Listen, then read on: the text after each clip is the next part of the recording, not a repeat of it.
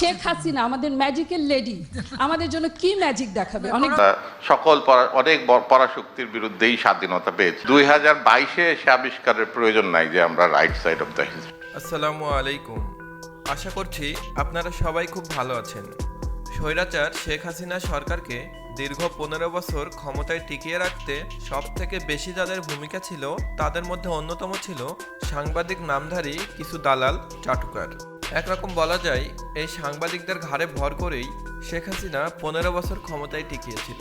কেননা এই দালাল সাংবাদিকগুলা সবসময় সত্যটাকে গোপন করে অসত্য মিথ্যা নাটকগুলোকে আমাদেরকে এবং বিশ্ববাসীকে দেখিয়ে এসেছে। তারা এমনভাবে সংবাদগুলোকে প্রচার করে এসেছে যেন বাংলাদেশকে ইউরোপের কোনো দেশে রূপান্তরিত করেছে এই স্বৈরাচার শেখ হাসিনা।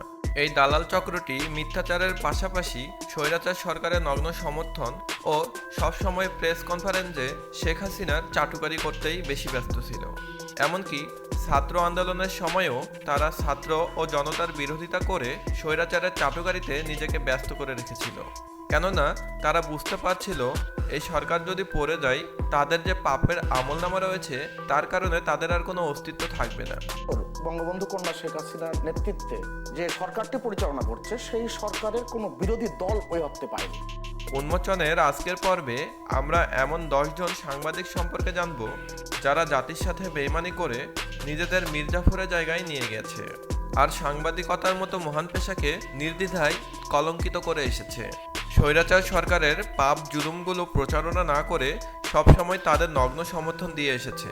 আর এই নগ্ন সমর্থনের বিনিময়ে অনৈতিক সুবিধা নিয়ে দেশে এবং বিদেশে গড়েছেন তারা সম্পদের পাহাড়। তাহলে চলুন একটি লাইক দিয়ে শুরু করি আজকের ভিডিও। জিয়াউর রহমান রাজনীতিবিদ এবং বিএনপি রাজনৈতিক দল, এটা আমাদেরকে মানতে হবে। বিএনপি রাজনৈতিক কাঠামোর দল না, তারা নানানভাবে নানান দিক দিয়ে কিন্তু এক জায়গায় একটা প্ল্যাটফর্ম তৈরি করেছে। আমাদের আজকের তালিকায় সবার উপরে আছেন সুভাষ সিংহ রয়। হলমার্ক কেলেঙ্কারি, বইমেলায় দুর্নীতি, টকশোতে সন্ত্রাসীগিরি ছাড়াও শেখ হাসিনা দালালি করে অনৈতিক সুবিধা নিয়ে এসেছে এই সুভাষ সিংহ রয়।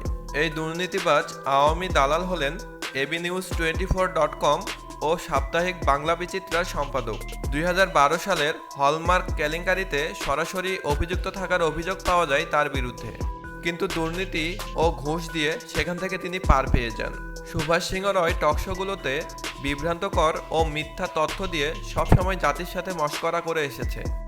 চরম ইসলাম বিদ্বেষী ও ভারতের দালাল খ্যাত সুভাষের প্রভাবে অমর 21শে বইমেলাতে ইসলামী প্রকাশনীগুলোকে স্টল বরাদ্দ দেওয়া হতো না। আওয়ামী দালাল ও চাটুকার হিসেবে পরিচিত সুভাষ সিংহ রয় যেটুকু লেখালেখি করেন তার পুরোটাই শেখ হাসিনা ও শেখ মুজিবুর রহমানের চাটুকারিতেই পরিপূর্ণ। বঙ্গবন্ধু ও শেখ হাসিনা ছাড়া অন্য কোনো বিষয়ে তার লেখালেখির তেমন কোনো আগ্রহ কখনো দেখা যায়নি। কেননা তার ধান্দার দোকান চালু রাখতে এটাই ছিল সর্বোৎকৃষ্ট পান্থা। 2022 সালে বাংলা একাডেমিক সাহিত্য পুরস্কারে বঙ্গবন্ধু বিষয়ক গবেষণা নামের একটি বই লিখে শ্রেষ্ঠ লেখকের পুরস্কারটি হাতিয়ে নেন এই দালাল ও চাটুকার খ্যাত সুভাষ সিংহ রয়। কারণ ফুটেজটা কিন্তু ডাইরেক্টলি কিছু স্ট্যাবলিশ করে না। আমরা গুলি হইতে দেখি, কিন্তু এই গুলিটা তার গায়ে গিয়ে লাগছে এটা কিন্তু দেখি।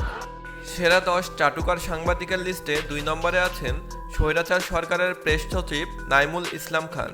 নাইমুল ইসলাম খান কত বড় মাপের তেলবাজ ও চাটুকার সেটা তার মালিকানাধীন পত্রিকাগুলো দেখলেই বোঝা যায়। যেখানে একজন সাংবাদিক বা একজন সম্পাদকের একটি সংবাদপত্রের লাইসেন্স পেতেই অনেক কাঠখড়ি পুরাতে হয়, সেখানে এই নাইমুল ইসলাম খান ও তার স্ত্রী 5টি পত্রিকা ও একটি অনলাইন পোর্টালের লাইসেন্স পেয়ে যান।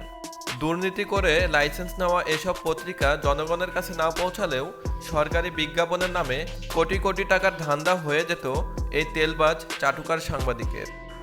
আমাদের আজকের লিস্টের যথাক্রমে 3 ও 4 নম্বরে আছেন সাংবাদিক দম্পতি ফরিদা ইয়াসমিন ও নঈম নিজাম। প্রভাব খাটিয়ে টানা দ্বিতীয় মেয়াদে জাতীয় প্রেস ক্লাবের সভাপতি নির্বাচিত হন ফরিদা ইয়াসমিন।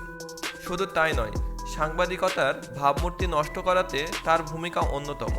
টিভি ও টকশোতে পুলিশ ও আওয়ামী লীগকে মদদ দিয়ে ছাত্র জনতার বুকের রক্তক্ষরণ করার মতো বক্তব্য বরাবর দিয়ে এসেছেন এই ফরিদা ইয়াসমিন। অনেক বড় বড় সাংবাদিকরা শেখ হাসিনার প্রেস কনফারেন্সে দাওয়াত না পেলেও ফরিদা ইয়াসমিন ও তার স্বামী নঈম নিজাম ঠিকই দাওয়াত পেতেন। সাংবাদিক পরিচয়ে ও শেখ হাসিনার চাটুকারি করে নজিরবিহীন অনৈতিক সুযোগ সুবিধা ভোগ করে এসেছে এই সাংবাদিক দম্পতি। সব আছে, দাম কেন, এই কেন, সেই কেন, এগুলি দুষ্টু প্রশ্ন নেত্রী, এগুলি আপনি উত্তর দেওয়ার প্রয়োজন নাই। আমাদের আজকের লিস্টের 5 নম্বরে আছেন 71 টিভির সম্পাদক ও এডিটর্স গিল্ডের সভাপতি মোজাম্মেল বাবু। মোজাম্মেল বাবু সবসময়ই আওয়ামী সন্ত্রাসীদের মতোই কথাবার্তা বলেন।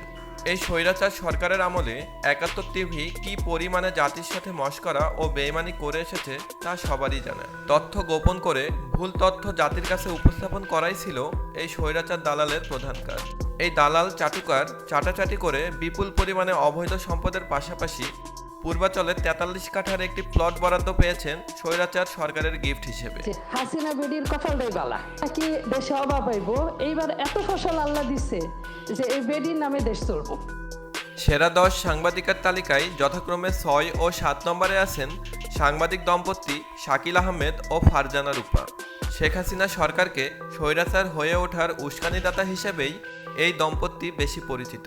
প্রধানমন্ত্রীর প্রেস কনফারেন্সে তারা সবসময় জাতির বিরুদ্ধে প্রশ্ন করে শেখ হাসিনাকে অপকর্মের মদদ দিয়ে এসেছে। শেখ হাসিনার প্রেস কনফারেন্সে ফারজানা রূপা মাতিয়ে রাখতেন তার তেলবাজি কথাবার্তাতে। বুধবার দেশ ছেড়ে পালাবার সময় আইন শৃঙ্খলা বাহিনীর হাতে আটক হন এই দম্পতি। জানা যায় দেশে ও বিদেশে তাদের হাজার হাজার কোটি টাকার সম্পদ রয়েছে। শুধুমাত্র এই কয়েকজনের কথা বলে তেলবাজ সাংবাদিকের লিস্ট শেষ হবে না। তাই আজকের ভিডিও এখানেই শেষ করছি। ইনশাল্লাহ আগামীতে অনেক বড় লিস্ট নিয়ে আপনাদের সামনে হাজির হব। আল্লাহ আপনাদের সবাইকে ভালো রাখুন, সুস্থ রাখুন।